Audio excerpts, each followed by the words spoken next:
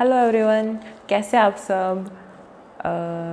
चलिए, अगर आज आप इस वीडियो पे आए हैं तो आप ज़रूर से ज़रूर बैकलॉग पर से स्ट्रगल कर रहे हैं। ठीक है, आप स्कूल में हो, जैसे आप किसी की प्रिपरेशन कर रहे हो, अगर हम हमारी मतलब स्टूडेंट जर्नी में किसी चीज़ से सबसे ज़्यादा स्ट्रगल करते हैं तो हमारा होता है बैकलॉग। तो आज अपन इसी को सॉल्व करने वाले हैं स्टेप बाय स्टेप कि कैसे हम हमारा बैकलॉग न रखने की कोशिश करें। पहली बात तो कोशिश ये करेंगे कि न रख पाए, और अगर हो जाए तो उसे ईजीली कैसे पूरा करें। तो देखिए, अपन टॉपिक से स्टार्ट करते हैं। देखो, पहली चीज़ जो तुम्हें क्लास में पढ़ाया जा रहा है ना, ये मैं हमेशा से बोलती हूँ, मैंने पुरानी वीडियोस में भी बोला है, जो तुम्हें क्लास में पढ़ाया गया है उससे तुम बहुत अच्छे से समझोगे। तुम एक तो क्या करते हैं अपन लोग कि अपन ध्यान नहीं देते हैं ना। जैसे कुछ रिलेटेड अपना क्वेश्चन आया, जैसे मान लो वर्क एनर्जी पावर चल रहा है ना। वर्क एनर्जी पावर अपना टॉपिक चल रहा है और फ्रिक्शन वाले क्वेश्चन होते हैं उसमें, अगर आपने नहीं पढ़े हो तो चेन वाले, और मान लो वो वाले चल रहे हैं। अब तुम्हारा फ्रिक्शन पढ़ा हुआ नहीं है तो अब तुम सोचोगे यार फ्रिक्शन तो पढ़ा हुआ ही नहीं है, ये क्वेश्चन चलो स्किप कर देता हूँ। अरे नहीं, तुम्हें वो काम नहीं करना है। तुम इतने भोंदू नहीं हो सकते हो तुम्हारे दिमाग से कि तुम्हारा टीचर तुम्हें कुछ समझा रहा है तो तुम उसे न समझ पाओ। हाँ, फ्रिक्शन की कुछ चीज़ें ऑफकोर्स आ रही होंगी, वो तुम्हें नहीं समझ आ रही होंगी, लेकिन अगर तुम वर्क एनर्जी पावर तक पहुँचे हो तो तुमने ज़रूर कुछ ना कुछ तो पढ़ा ही है कुछ पिछले चैप्टर में। तो अपने दिमाग से कोशिश किया करो कि जो आज मुझे मेरे टीचर ने पढ़ाया है वो मैं बहुत अच्छे से समझूंगा।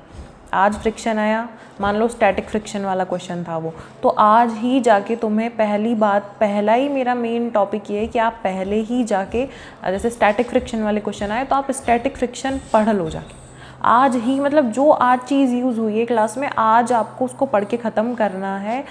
ताकि जैसे आपकी बायो हो, केमिस्ट्री हो, फिज़िक्स हो, आज आपने कुछ पढ़ा है और वो आपका पुराना कुछ ऐसा छूटे हुए में से आ रहा है कि यार ये मुझे समझ नहीं आ रहा, तो आज आप उतना सा हिस्सा ही पढ़ लो। ठीक है, स्टैटिक फ्रिक्शन का क्वेश्चन आया, स्टैटिक फ्रिक्शन पढ़ लो। अगर केमिस्ट्री में ऑर्गेनिक में से आपको जैसे अल्कोहल की रिएक्शन है और तुम्हारा अल्कोहल ही चैप्टर चल रहा है और है ना, तुम समझ नहीं आ रहा है टर्बिडिटी क्या होता है, कितनी देर में होता है, तो तुम वो ल्यूकास रीजेंट वाली रिएक्शन जाके पढ़ लो एक बार, है ना, कोई टाइम नहीं लगेगा तुम्हें। तो इससे क्या होगा। और जैसे फिजिकल केमिस्ट्री में बहुत प्रॉब्लम आ रही होगी, तो मैं अभी स्टार्टिंग में हो तो तुम जैसे सॉल्यूशन वाला चैप्टर है उसमें ना बहुत बच्चों को प्रॉब्लम आती है सॉल्यूशन वाले में। क्यों? क्योंकि हमने 11th क्लास की जो मोलैरिटी होती है ये हमने पढ़ी नहीं होती है ना, या स्किप कर जाते हैं, नए नए आए हुए होते हैं तो अपन उसके क्वेश्चन ही सॉल्व नहीं होते। जैसे आज मोलैरिटी वाला आया टॉपिक है ना तुम्हारे से, मान लो अब तुम्हें मोल्स नहीं पता है, मोल्स कैसे निकाल रहे हैं, तो तुम आज जाके पढ़ लो ना उसे, आज मोल ही पढ़ो जाके उस, लेकिन आज पढ़ लो जो तुम्हें पुरानी चीज़ आज की तुम्हारी क्लास में यूज़ आई थी, तुम उतना सा टॉपिक लिख लो कि आज तो मुझे इतना तो पढ़ना ही है, मतलब आज का आज ख़त्म करना है। जैसे तुम्हें उसकी मैथ्स में प्रॉब्लम थी, तुम्हें उसकी पुराने वाली क्लास से प्रॉब्लम थी, जैसे 11th का ही टॉपिक कुछ यूज़ आ रहा था, कोई टाइम नहीं लगता तुम्हें। अब तो इतनी मेहनत वाली चीज़ें ही नहीं होती ना अपने साथ कि अपन को पूरी किताबें खोलनी है, खुद को सॉल्व करना। फटाफट लेक्चर डाला, अपना यूट्यूब पर सर्च किया और जिस भी टीचर से जो भी तुम्हें अच्छा लगे तुम उससे पढ़ लो फटाफट, और आज का लेकिन आज ही ख़त्म करो, है ना। थोड़ा सा ही पढ़ो, जैसे जितना यूज़ आया था उतना ही पढ़ो। एक तो पहली चीज़ तो तुम्हारा आधा तो वहीं से पूरा होने लगेगा। ठीक है, और दूसरी चीज़, जो भी तुम्हारा बैकलॉग है ना स्कूल से या कोचिंग से, जैसे ही तुम फ्री हो, जैसे आज फ्री हो रहे हो, तो आज पहले एक लिस्ट बना लो। मतलब आधे टाइम तो हमें यही नहीं पता होता हमारा छूटा हुआ क्या है, आधे टाइम तो हम इसी में कंफ्यूज होते हैं। जब वो आगे अपना यूज़ आ रहा होता है, अरे यार ये भी छूट गया है अपना, तो पहले एक लिस्ट बना के रख लो। ठीक है, 1-2 घंटे लगेंगे, तुम जैसे 2 घंटे भी लग जाए तो लगा लो, कोई फ़र्क नहीं पड़ता। लिख लो कि भाई ये मेरा टॉपिक रह गया है और मुझे इसको कंप्लीट करना है, ये मेरा टॉपिक बैकलॉग में है। 3 सब्जेक्ट में रह गया है, तीनों का लिख लो। ठीक है,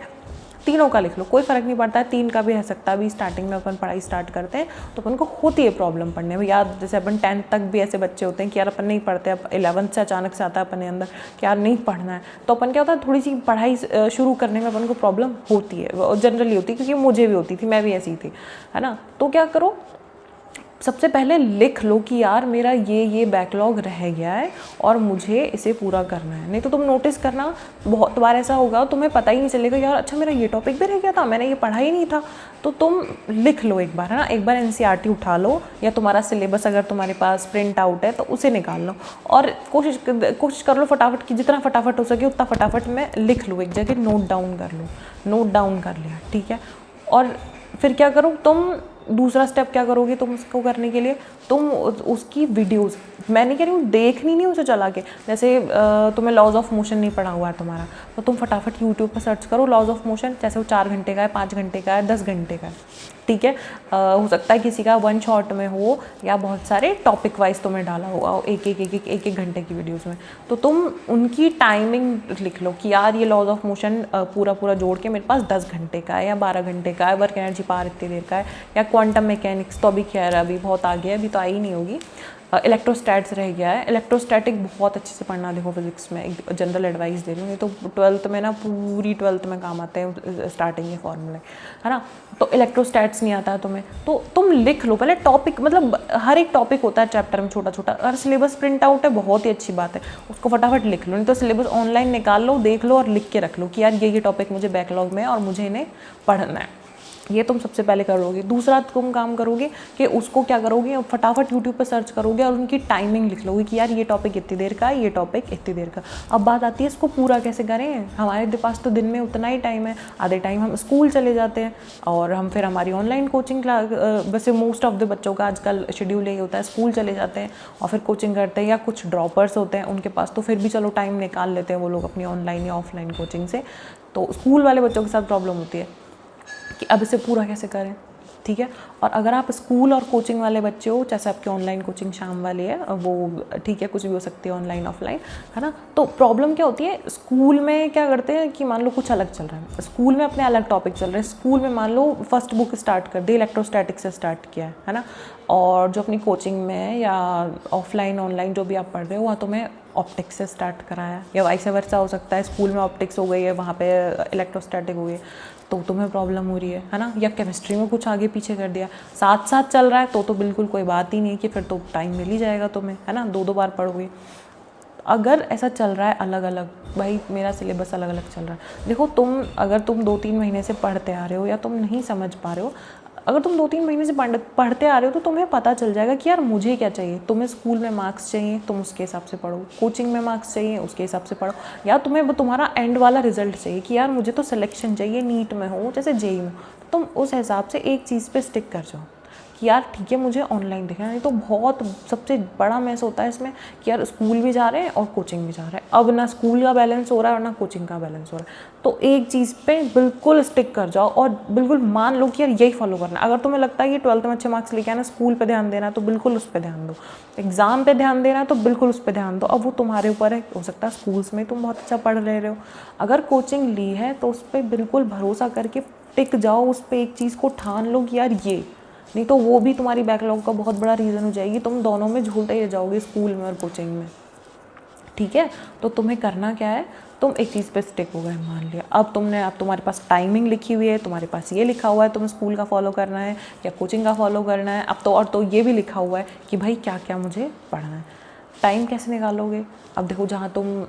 मान लो सुबह स्कूल जा रहे हो तो तुम 6 बजे उठ रहे हो, 6 बजे की बजाय तुम कितने बजे उठोगे, 5 बजे उठ जाओ, तुम्हारी टाइमिंग अब तुमने डिवाइड कर ली है ना, तो क्या करो तुम 5 बजे एक घंटे में, जैसे मान लो कोई 8 घंटे का चैप्टर है, 8 घंटे का टॉपिक है, तो अब तुम आधा घंटा डेली उसे दे रहे हो,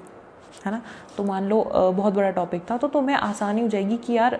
एक तो पहली बात तुम रोज़ का रोज़ जो तुम्हें यूज़ आ रहा है वो तुम रोज़ का रोज़ पढ़ते जा रहे हो, आधा घंटा वो सुबह निकालो कि यार ठीक है ये तो मुझे बैकलॉग का है मेरा, ये तो मुझे पढ़ना ही पढ़ना है, कुछ भी हो जाए जैसे, फिर तुम मिस्टेक हो जाओ कि यार मुझे पढ़ना है, आधे घंटे करके तुम पढ़ लो, ज़्यादा 2 हफ्ते में पूरा हो जाएगा, लेकिन हो जाएगा और अच्छे से पूरा हो जाएगा। फिर तुम्हें 2 हफ्ते बाद डर नहीं रहेगा कि यार अब तो ऐसा हो गया, अभी स्टार्टिंग में तुम लगेगा 2 हफ्ते में पूरा होगा, जब तक तो मेरा सब कुछ छूट जाएगा, सब कुछ नहीं छूटेगा, जो तुम्हें डेली यूज़ आता है उसको तुम डेली देखो वहीं के वहीं, है ना, घबराओ नहीं,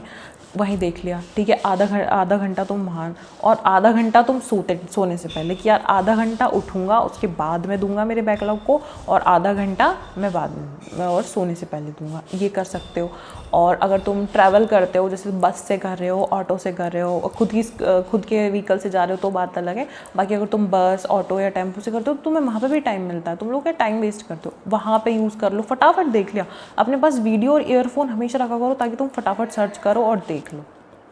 वहाँ देख लिया, है ना। और जैसे मान लो अभी तुमने टारगेट लिया कि यार 1 हफ्ते में मुझे मेरा ये पूरा टॉपिक करना है, तो तुम क्या करोगे, पूरी एक छुट्टी का इंतज़ार मत किया करो,